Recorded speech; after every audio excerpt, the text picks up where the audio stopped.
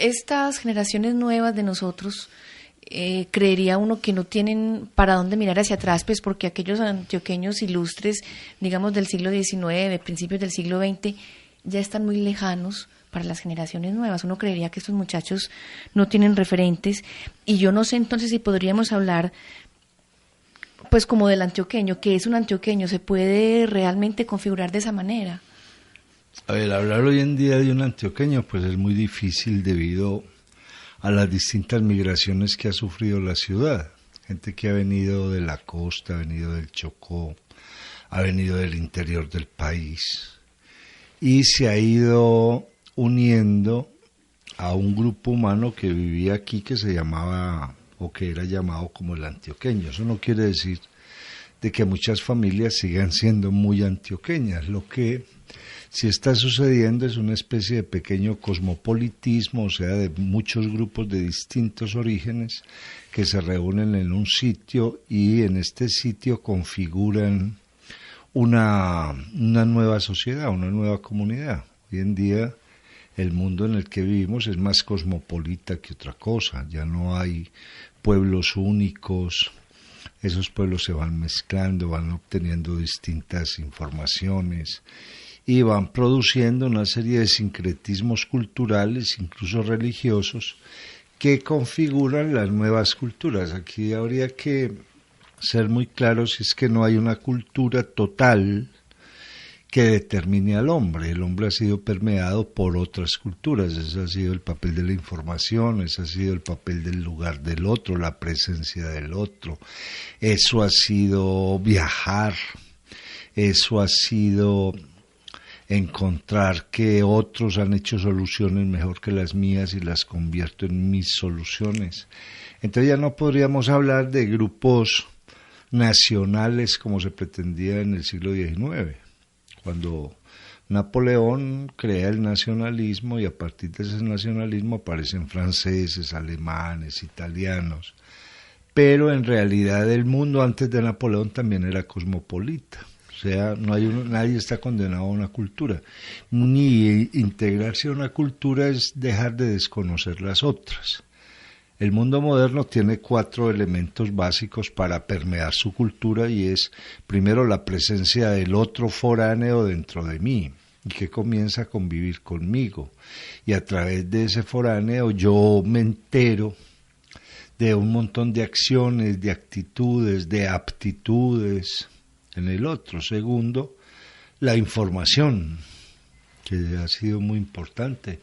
Incluso nosotros empezamos a mirar desde los libros en especial las actitudes de otras culturas y muchas veces nos traemos esos mundos.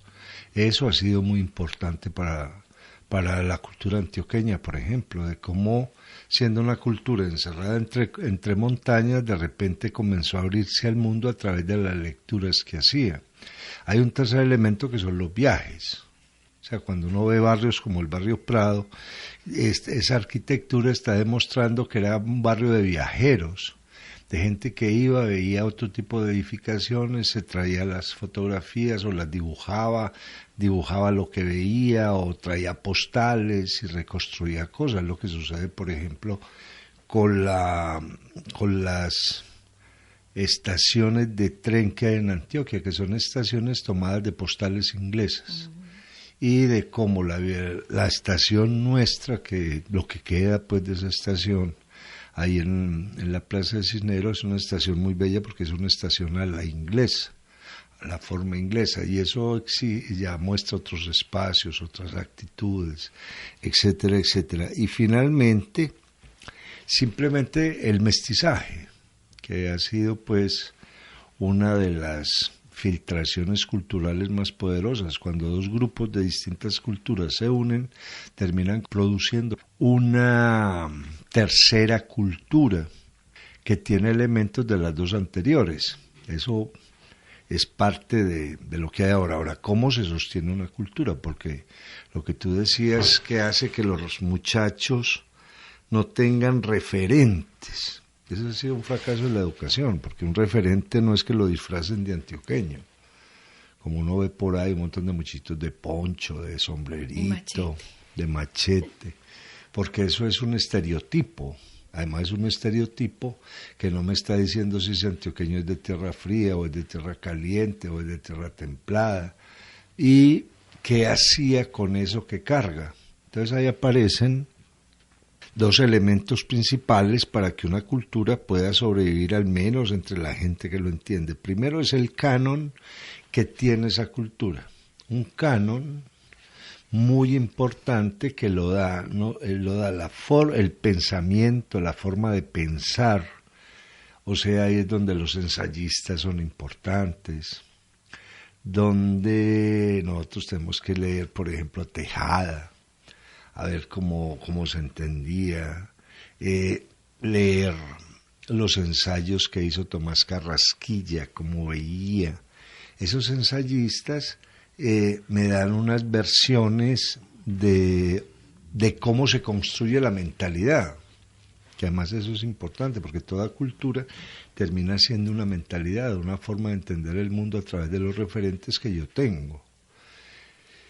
Leer, por ejemplo, todos los ensayos que se han hecho a lo largo del siglo XIX y siglo XX sobre qué era la ciudad, cómo se construye la ciudad, qué se pensaba cuando se estaba haciendo eso. Por ejemplo, eso nos enseña en qué se basaba Ricardo Lano, por ejemplo, para pensar una ciudad, cuáles habían sido sus viajes, cuáles habían sido sus lecturas, por qué algunas propuestas dan resultado, por qué otras no dan resultado, cuál es el choque cultural. Porque es que no podemos partir de un deseo. O sea, mucha gente quiere ser antioqueña y se pega al estereotipo, pero es que ser antioqueño no es tomar aguardiente, no es ponerse un poncho, no es hablar en diminutivo, es entender eso por qué pasa, por qué se da ese evento. Entonces aparece primero ese canon de los ensayos y el canon que contiene también la religión, cómo se pensaba la religión, qué había hecho la religión, para configurar una relación entre los demás. Y segundo, la literatura. Nosotros, por ejemplo, carecemos de un buen canon literario, no porque no exista, sino porque no lo enseñan. O sea, nosotros podemos partir de Tomás Carrasquilla, con todo lo que él plantea, que es muy crítico, pero al mismo tiempo me está diciendo cómo se genera la cultura. Incluso aquí en Bolivariana se publicó un libro de Carrasquilla muy bueno, son 3 libros, que se llama Hace tiempos, donde Carrasquilla, que ya no puede escribir, dicta ese libro. Ese libro en cuanto a contenido cultural es tremendo, porque él está haciendo uso de los recuerdos, él está hablando con unas palabras que se usaban en la cultura y que nosotros hemos ido desechando simplemente sin entrar a determinar cuáles eran las connotaciones de las palabras, cuál era el sentido, qué significaba eso, por ejemplo.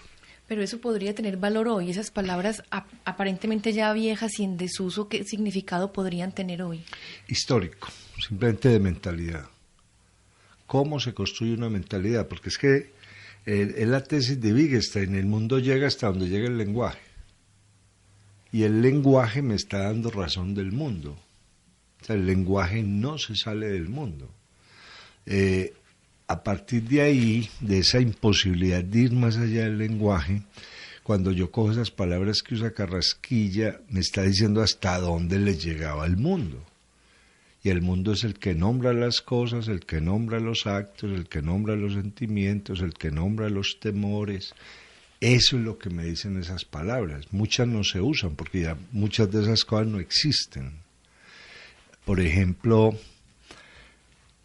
un candil, pues un candil no tiene un uso, pero para un historiador sí es muy importante el candil, porque cómo entender a los pintores sin candiles cuando pintaban por la noche, cómo veían los colores, esa luz amarilla que producía la vela, a qué llevaba, el tipo de escritura cómo era.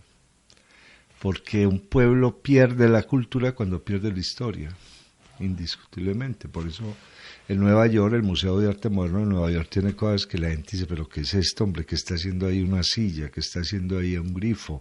¿Qué está haciendo ahí un martillo? Pues precisamente eso. Decirle a la gente hasta dónde llegaba el lenguaje, qué podían hacer con esos elementos. Nosotros no tenemos un buen museo de la antioqueñidad, por ejemplo. Y al carecer de ese museo de la antioqueñidad, no creemos que el antioqueño es machete, pala y pico.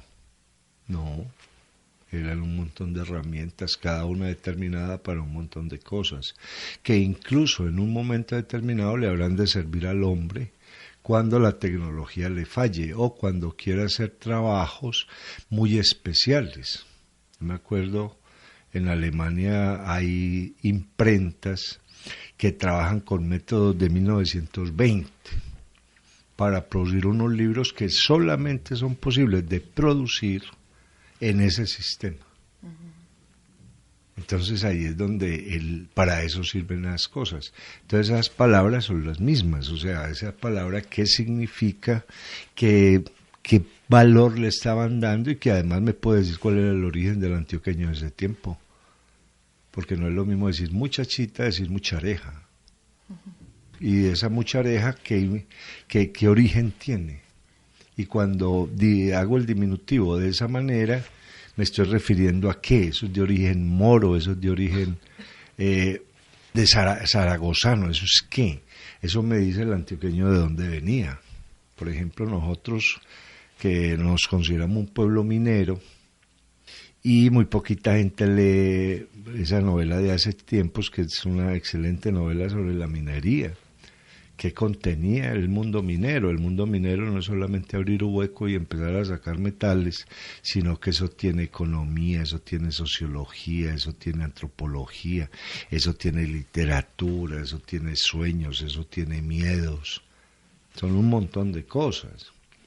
Cuando usted lee, por ejemplo, Alonso Castro, es todo ese mundo de los años 20, 30 de Medellín. Y eso me da un canon interesante, porque aparece sobre todo con el caso de Alonso Castro, el señor doctor, su libro, pues, como más coherente, más importante, me está hablando a mí de cuáles eran en su mayoría las enfermedades que habían en Medellín y cómo la gente actuaba alrededor de esas enfermedades. Si yo leo a Manuel Mejía Vallejo, me entero de un montón, no solamente de formas de la naturaleza, árboles, flores, animales, montañas, sino también de un montón de expresiones, como Santo Cristo de los Nubarrones. Entonces, ¿eso qué quiere decir?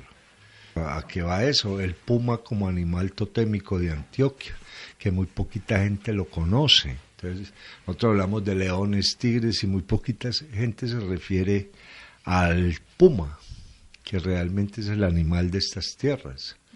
Ni siquiera el jaguar, porque el jaguar se da en zonas más selváticas y más calientes. Entonces, si uno lee el canon, o sea, coger todos los grandes escritores, hay Mario Escobar Velázquez, en paz descanse, hizo un trabajo espectacular sobre el mundo de Urabá. Hay que tener en cuenta que el hombre construye su cultura de acuerdo al conocimiento natural que tiene, porque la cultura es convertir en palabra lo que estoy viendo. Y a partir de ahí conceptualizo. Entonces, por ejemplo, libros de Mario Escobar como Marimonda, como Los cuentos del bosque hondo, donde se dedica a los animales y qué significa el animal en la construcción de la mentalidad antioqueña. Por ejemplo, un buen antioqueño busca la guagua. ¿Qué implica la caza de la guagua? Porque nosotros sabemos que la guagua produce una carne que se come y que es una carne que los expertos dicen que es muy deliciosa. Pero ¿qué implica seguir la guagua? ¿Qué implica reconocer el tipo de guagua que se va a matar, etcétera? Eso es cultura. Lo mismo pasa con los pescadores. Entonces todo ese canon aparece en la literatura, porque eso no se historiografió.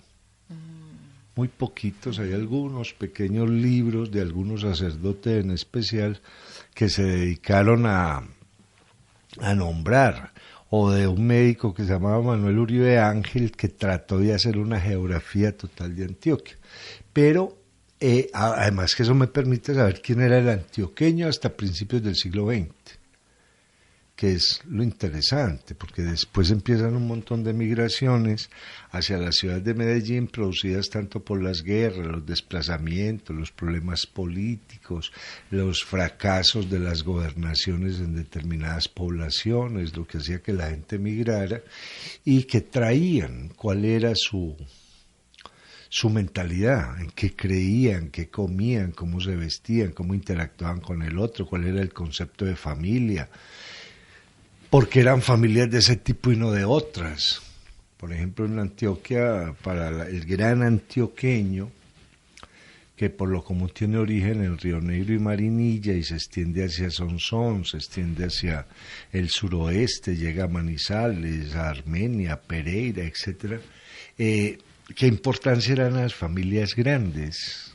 ¿Qué poder tenía esa familia grande? Eso era una razón de supervivencia, era una razón cultural. Ahora, si vienen otros grupos humanos, esos grupos humanos también deben averiguar lo mismo. O sea, cómo se dan esas formas clánicas, esas formas de tribu, esas formas de familias monoparentales, ¿eso a qué se debe? Porque es que la cultura está viva y como está viva cambia. O sea, la cultura, por eso está lo miedoso de los estereotipos. Que un estereotipo no me está diciendo que es un referente cultural, sino que es un imaginario que yo he construido de algo que ya no existe. Y yo creo que eso es lo que nos está pasando a nosotros. Estamos pegados de los imaginarios. Sí, claro, se pega el imaginario. De los estereotipos, pero los pelados de hoy en día no tienen una imagen concreta de los antepasados. Claro, ni de los antepasados, ni de qué hicieron. Mire, yo leí alguna vez en el proyecto Antioquia 2020, hablando de las fortalezas. Fortalezas, el empuje del antioqueño. No, eso es mentiras. Dígame cuál es antioqueño, porque antioqueño es vago es lo que hay también. Uh-huh. O sea, hay una gente con mucho empuje y hay otro que no lo son. Pero eso queda en el imaginario. Es que todos somos capaces de hacer... No. Dígame cuáles, póngame los modelos. Sobre todo que ha habido una constante en el antioqueño y es el dinero fácil sin trabajarlo. De hecho, por eso esa resurrección, si se podría llamar así, de la guaquería en el siglo XIX. Querían encontrarse guacas llenas de oro para no tener que trabajar. Pero no eran todos. Es que esa es una de las cosas interesantes, que mientras habían unos que andaban buscando ese golpe de suerte, que también lo buscaban con los naipes, con los daos, que era también, y que no es propio del antioqueño, ojo, porque los mismos que guaqueros antioqueños se reproducen en los Estados Unidos a través de los gambusinos, que también iban buscando golpes de suerte, encontrarse grandes minas de oro, encontrarse tumbas con oro, y que también lo hacían los españoles, que venían a saquear las tumbas. Entonces eso simplemente ha sido una constante, pero decir no es que el antioqueño se dedicó a hacer eso, no, lo mismo han hecho los franceses, lo mismo han hecho los ingleses. Entonces uno no lo podría catalogar ni de dinero fácil, tampoco del más trabajador. De condición humana. Ajá. Eso es condición humana, al menos condición occidental, donde nosotros hemos sido en Occidente y respetamos las tumbas. Hay saqueo de tumbas desde siempre. Entonces se dan unos grupos que se dedican a eso, como otros que se dedican al ganado, por ejemplo, como otros que se dedican a la agricultura, como otros que se dedican a la industria. Entonces eso es lo que hay que leer. Y ahí es donde hay que encontrar el referente, porque si no nos quedamos en el estereotipo. Es que aquí todo el mundo tiene que conseguir plata, a como de lugar, por golpe de suerte. No todos han hecho eso. Unos sí se le miden a eso, como le pasa pues a la mayoría de personas que al no tener mucho conocimiento, al no dominar un entorno, deciden el golpe de suerte. Porque los que buscan golpe de suerte simplemente es la persona más ignorante. Esos son los que están buscando el golpe de suerte. Hoy en día se les dice ludópata, ya es porque se quieren escapar o de sus propios temores, etcétera. Pero hay otros que simplemente saben qué es lo que hay que hacer. Entonces no están buscando el golpe de suerte, sino que están buscando construir algo para relacionarlo con algo. Entonces asco hay que tenerlo muy en cuenta, porque si eso fuera propio del antioqueño, Antioquia se hubiera convertido en un hueco, porque todos buscando tumbas y abriendo la tierra, esto sería una olla tremenda, ¿cierto? Que hubiera llegado, quién sabe, pues a comprobar si lo que había dicho Julio Verne en el viaje al fondo de la tierra era cierto o no, al centro de la tierra. Entonces no es propio, no es una característica. Por eso hay que leer eso con tanto cuidado, ¿cierto? Claro. Para no caer en el estereotipo, es que todo país es jugador. Libro que uno lea de conquistadores, todos son jugadores, todos son jugadores. Aún en el Evangelio se lee cómo se jugaron la túnica de Jesús al lado de los mismos romanos. O sea, que entonces, y es muy peligroso cuando un hecho determinado se le aplica a un solo pueblo. Porque eso es lo que ha creado el antisemitismo, por ejemplo. Es que a los judíos les gusta la plata. Y a cuáles, dígame, ¿a qué pueblo no le gusta? ¿Y qué pueblo se ha destacado porque ha odiado, no ha querido mover dinero? Ajá. Entonces estamos buscando chivos emisarios. Claro. Y el estereotipo es un chivo emisario. Usted se llevará los errores que yo cometo.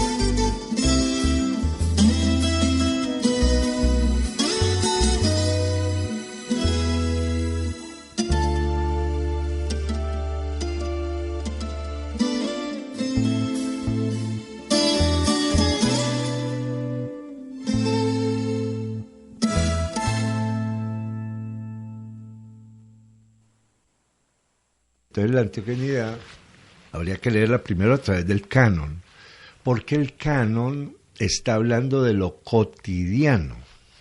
O sea, una cultura se manifiesta en lo cotidiano y los cambios que esa cotidianidad va sufriendo, son cambios permanentes. O sea, el solo hecho de que aparezcan herramientas nuevas lleva a cambios culturales, a cambios muy fuertes. O sea, si hay un aparato que abre huecos en la pared mucho más rápido para meter un clavo, pues utilizo ese aparato que seguir con el martillo, diciendo, no, es que yo respeto mi cultura y es con el martillo, no. Entonces aparecen, yo diría que 3 cosas fundamentales que cambian una cultura. Lo primero es la tecnología.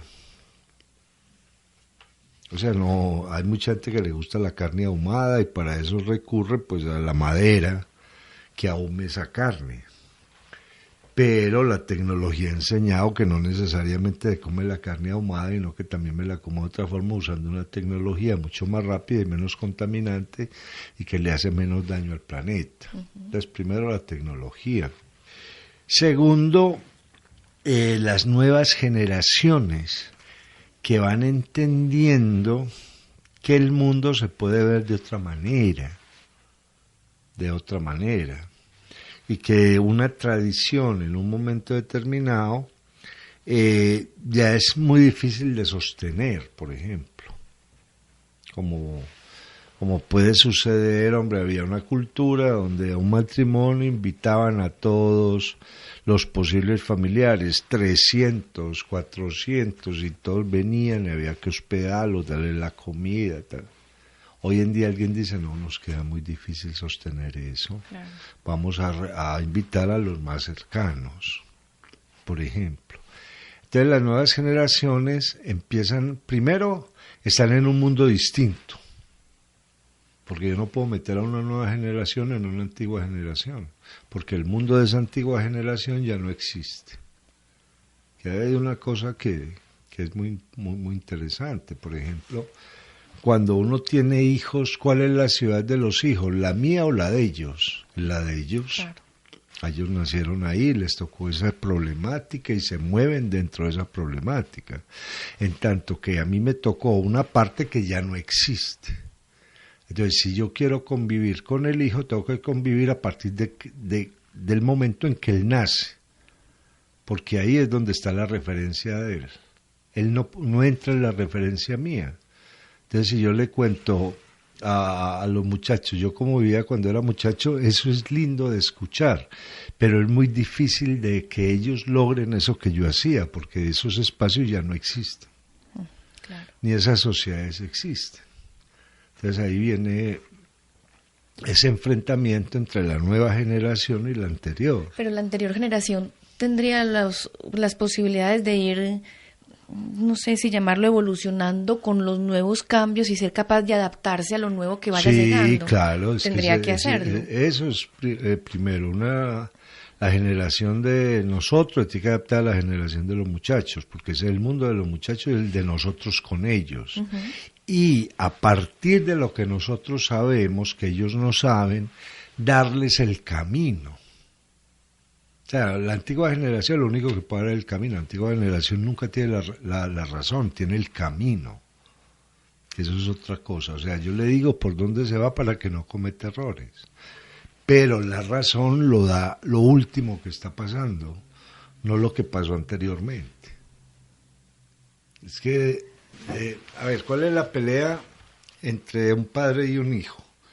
Que el padre entiende que la razón es su razón, que muchas veces está descontextualizada. Uh-huh. Claro. ¿Cierto? Yo lo que tengo que hacer es mirar la razón del otro y meterla en el camino que yo traigo, a ver si cumple o no. Que coincide.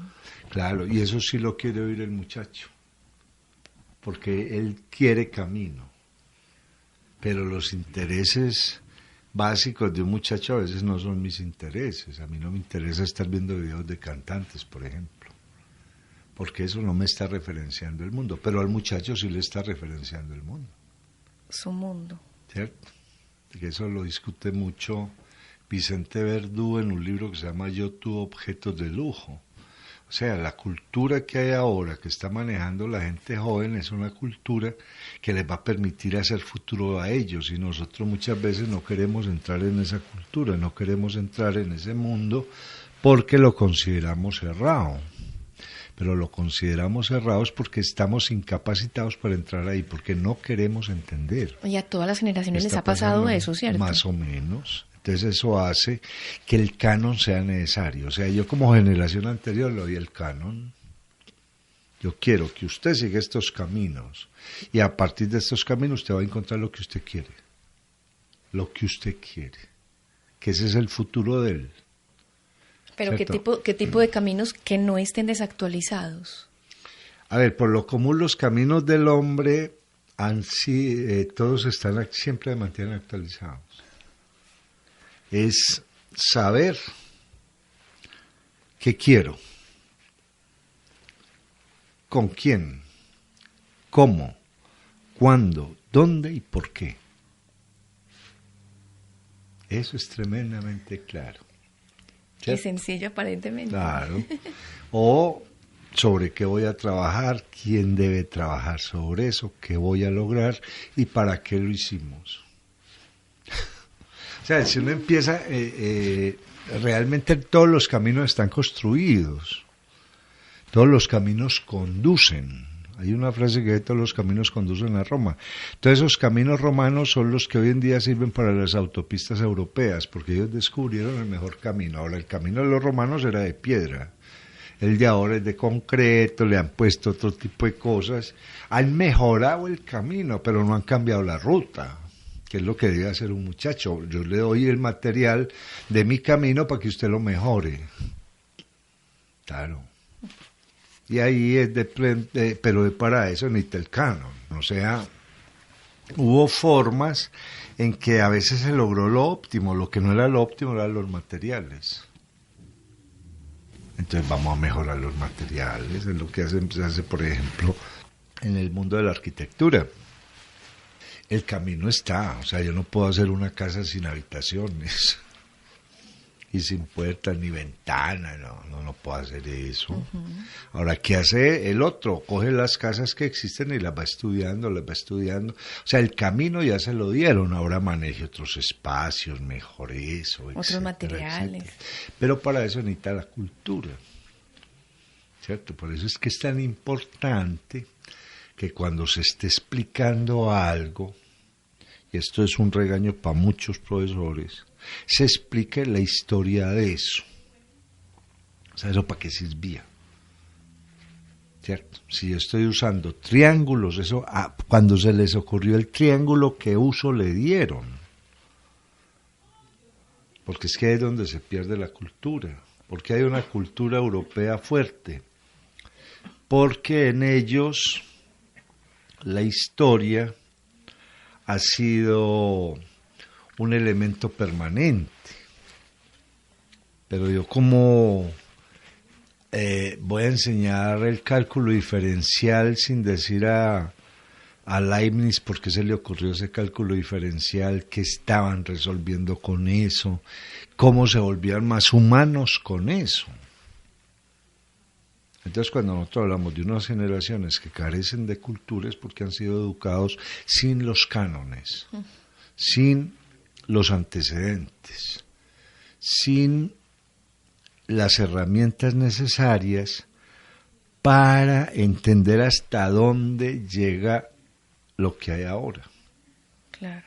Si hubiera sido posible hacer un avión sin ver el vuelo de los pájaros, muy difícil. Porque los alerones de un avión funcionan como las alas y la cola de los pájaros, así arrancan y así aterrizan. Ahora, la pregunta en alguien que le enseñan eso, la pregunta que él se podía hacer es: ¿y si estarán bien analizados los pájaros? Uh-huh. ¿O qué pájaro falta por analizar? Y ahí él, reanalizando esos pájaros, es capaz de hacer un avión distinto. Qué bien. Entonces, cuando nosotros hablamos de la antioqueñidad, nosotros no tenemos referentes. A ver, nosotros que hemos hecho en ingeniería, que hemos hecho en economía, nosotros tenemos una historia de la conquista que es dramática, porque me están contando los episodios de la conquista y no lo que pasaba en el momento en el mundo. Uh-huh. Y esos señores que pensaban y que traían y por qué utilizaban el hierro y por qué utilizaban el bronce y qué estaban haciendo con eso. Es que si no es por los novelistas no nos estamos enterando de eso, que son los novelistas los que están sacando a flote el uso y las formas de entender, el uso de las herramientas, por ejemplo, y el uso y la forma de entender el mundo con esa herramienta. Ellos son los que dan los por qué y los para qué. Sí, claro. Es que cosas tan simples como esta. Ahora hablábamos del muchachito que lo disfrazan de antioqueño y le ponen un sombrerito, le ponen un poncho, le consiguen un machete o una peinilla y el muchachito no es capaz de diferenciar entre un machete y una peinilla. ¿Y eso para qué sirve? ¿Y por qué el machete es de hoja ancha y curvo y la peinilla no? ¿Y para qué servía eso? Entonces, ¿o para qué servía un poncho? Ujú. Porque un poncho tiene muchos usos. Un poncho, lo primero que se usa, primero es algo que me protege un poquito del frío, que me permite que me seque el sudor con el poncho, que me da cierta elegancia para una fiesta si voy detrás de una muchacha, pero también es para taparle los ojos a la mula cuando la están cargando, porque la mula no se ponga en problemas. También es para crear ciertas formas, lograr atar algo con eso y crear alguna forma de almohada, etcétera, etcétera. ¿Sabes que para eso es un poncho? Claro. Porque era tejido, porque era cuadriculado. Que de pronto el origen religioso que eso tiene, ¿cierto? ¿De dónde? Eso es la cultura. Entonces, cuando a una persona le enseñan eso del poncho, le enseñan eso del sombrero aguadeño, él se interesa y le da un gran valor. Y tiene cultura y pertenece a una cultura. Pero yo no pertenezco a una cultura cuando no soy capaz de referenciar los actos o los hechos, las comidas, los trajes, las formas de hablar que nosotros tenemos. Nosotros hemos ido creando un antioqueño.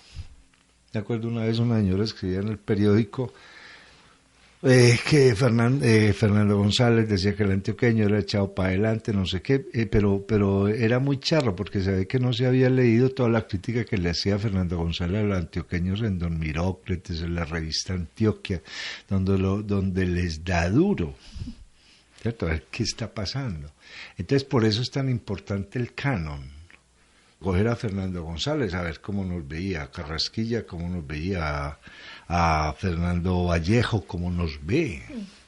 Es que todo eso es parte de la discusión cultural, pero no estarnos inventando cosas. Ahora, no creer que un antioqueño es antioqueño únicamente porque nace en los límites geopolíticos de Antioquia. Eso no hace antioqueño a nadie. Eso, por ejemplo, es muy claro en muchos pasaportes donde se dice ciudadano alemán, pero de nacionalidad colombiana. No es que los alemanes no lo quieran entrar a su comunidad, sino porque saben que como tiene nacionalidad colombiana, piensa como colombiano y que no va a pensar como un alemán, por más que quiera.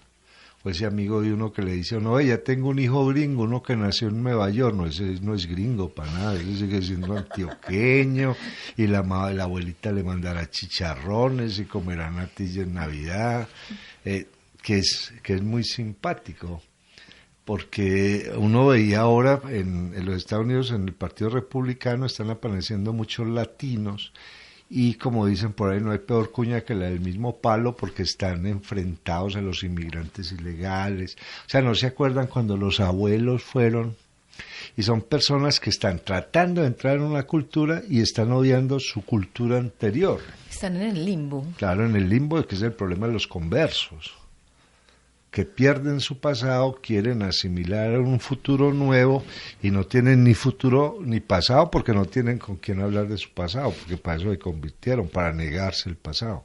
Y que se quedan simplemente en la ortodoxia, que es un problema grave. Entonces uno a veces ve que en las culturas hay un montón de conversos.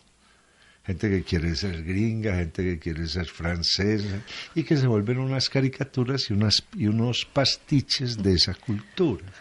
Porque es que la mentalidad viene es por dentro, la mentalidad es eso que uno logra en los primeros 7 años de vida, donde le valoran el mundo, le dicen cómo se habla, le dicen cuáles son los sabores, cuál es el tipo de ropa, cómo son las espacialidades, etcétera.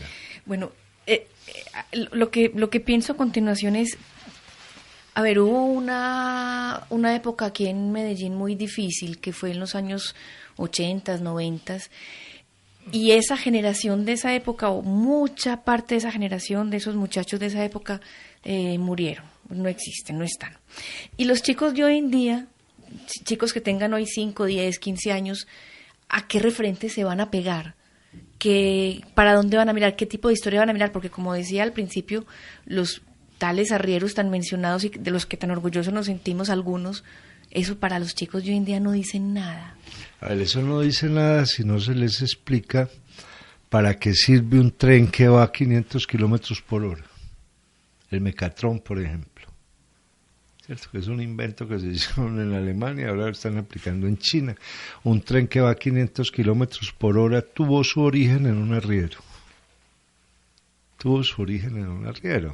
Entonces, para llegar a ese tren, para los trazos por donde deben ir esos rieles, todo eso empezaron con unos arrieros, que quedaron los primeros caminos. O sea, los arrieros antioqueños, por ejemplo, son el origen de buena parte del transporte en Colombia y de los problemas que tiene el transporte. Lo único que ha cambiado es la vía y el instrumento que se usa para el transporte, no más. O sea, que hubiera sido de los tractomuleros si los arrieros no hubieran traído pianos en mulas o tuberías inmensas o las primeras ruedas Pelton para las hidroeléctricas a lomo de animal. Ahí hay todo un problema de cómo se transporta, cómo se empaca, cómo se amarra, dónde paramos, cuáles son los descansos, un problema de tiempos, un problema de logística para poder llegar. O sea, en este momento el que tenga un avión hace lo mismo. Entonces es que estamos confundiendo la forma con la lógica. La lógica del arriero es la lógica de cualquier transportador en este momento. Simplemente que el transportador moderno tiene unas herramientas que no tiene el arriero.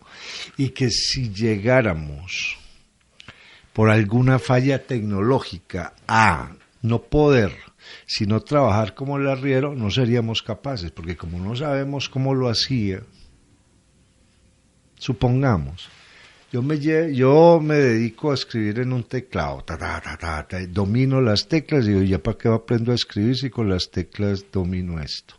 Pero se me dañó la computadora y estoy por allá en monte arriba y necesito mandar un mensaje, ¿qué hago? Se salva el que sepa escribir a mano. Claro. Usted va a hacer unas cuentas, mucha gente lo está haciendo con calculadoras y dice, ¿para qué aprendo a sumar, a restar? Para eso es la máquina, sí, pero si te daña, ¿qué haces? Claro. Queda completamente anulado. Entonces la cultura lo que hace es transmitir eso, comparar. Es que la cultura no es un tiempo atrás, la cultura es entrar a determinar cómo hacía un ingeniero romano un puente, cómo se hacen hoy en día, cuál ha sido la diferencia. Y si hay que hacer un puente como los romanos, como leía yo por ahí, tenemos un problema, nadie sabe cómo lo hacían. Y duran, y ya están parados, y por ahí pasan camiones y gente, como pasa con el puente sobre el río Guadiana en Medellín de Extremadura. Memo, ¿y qué hacemos con los referentes para los chicos de hoy? Los chicos de hoy que tendrían que tener referentes y si mucho tendrán, qué sé yo, un futbolista, un ciclista, un cantante, pues no tienen, claro. o sí, o... A ver, los muchachos buscan tantos referentes como nosotros seamos capaces de darles. Un muchacho inglés con El Señor de los Anillos se encuentra con una mitología que no tenía y él va aceptando eso, y a partir del Señor de los Anillos él es capaz de leer todas las leyendas celtas sobre el rey Arturo y los caballeros de la mesa redonda, y se va enterando de la Edad Media inglesa y coge un libro como el que escribió Rutherford que se llama London y es capaz de leerse 800 páginas donde le hablan desde el momento en que llegaban los romanos hasta el Londres de hoy en día. Pero hay que darle el elemento. Todos los muchachos que leen El Señor de los Anillos, que he visto yo, les encanta leer sobre la Edad Media. Pues ¿por qué? Porque le dieron un referente de Edad Media. Y él ya quiere averiguar más, y quiere saber si ese Señor de los Anillos le parecería eso o no, por ejemplo. Pero si no hay ese referente, lo que ha pasado con el conocimiento laberíntico, todos los que leen Harry Potter, son buenos lectores de Harry Potter, les mostraron el libro de la magia. Luego salió un libro de magia del mago de Harry Potter. donde definían cada cosa, y en este momento hay un montón de muchachos metiéndose en todo ese mundo a ver si eso era cierto, no era cierto, qué puede lograr. Pero el referente hay que crearlo. Claro. Norteamericano, le han dado referentes sobre la guerra, sobre la justicia, por eso hay tanto investigador bueno allá. No quiere eso decir que los norteamericanos la mayoría sepan historia, porque es que no le paran bolas. Y no le paran bolas es porque no están hablando de ellos. Es que ese es el problema. O sea, yo por qué me voy a poner a oír una historia que no habla de mí. ¿Cómo es que en los colegios no hay historia de Antioquia y de Medellín? ¿Quiénes somos nosotros? Y en la universidad ya llegaba el otro, claro. Por nosotros en Pandora, que no tenemos, ni siquiera sabemos dentro de las carreras que estudiamos cuáles son los modelos a seguir, porque no están nunca ni fotografiados ni señalados las personas buenas que han salido de esa carrera. Entonces ahí viene un problema de descontextualización muy grande, y ese es parte del caos que se está viviendo en la actualidad, que por falta de referentes culturales, pero hay que entender la cultura, es que la cultura no es ir a comer, no es bailar, no, la cultura es cualquier expresión humana para entender el mundo, o sea, es cultura la ingeniería, es cultura la literatura, es cultura la comida, es cultura la química, la física, porque es que todo eso lo hicimos nosotros para entender el mundo. Entonces, como por ejemplo, digamos, yo voy a dar una cátedra de historia de la ingeniería mecánica en Colombia. ¿Quiénes son esos ingenieros? Entonces empiezan las máquinas, hicieron esto, pero ¿dónde vivían? ¿Y cómo eran las familias de esa gente? ¿Y cómo se informaban? Y el otro va teniendo cultura. Claro. Por eso es lo que hacen sus alumnos. Cuando usted los manda a averiguar sobre un personaje y después se asustan de todo lo que hace la persona. Eso es una transmisión cultural. Es una transmisión cultural. Pero hemos confundido la cultura con el folclore. El folclore es una caricatura cultural. Me acuerdo don Agustín Jaramillo Londoño, que escribió un libro muy lindo que se llama El Testamento del Paisa, que casi nunca lo estudiamos. O sea, es que ni siquiera lo miramos. Ese Testamento del Paisa, él hace un viaje, hace un trabajo antropológico interesante sobre eso, pero ese texto va un poquito más allá, y es que él sirve como referente para mirar elementos culturales como la religiosidad, la sociedad, la ingeniería de caminos, las herramientas, los trabajos y todo eso que tiene la cultura, compararlo con lo de hoy. Simplemente comparar eso con lo de hoy. Y de eso que hay anteriormente, ¿qué se puede hacer hoy?